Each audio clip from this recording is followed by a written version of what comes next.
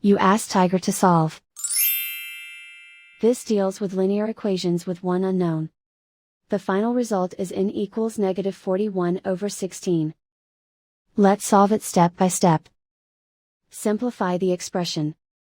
Expand the parentheses.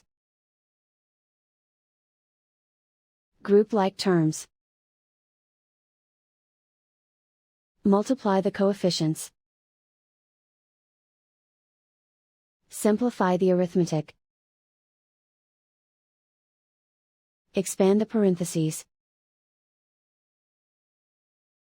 Simplify the arithmetic. Multiply the coefficients.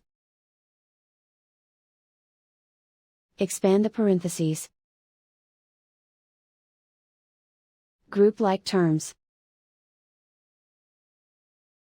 Simplify the arithmetic. Group all constants on the right side of the equation. Add 41 to both sides. Simplify the arithmetic.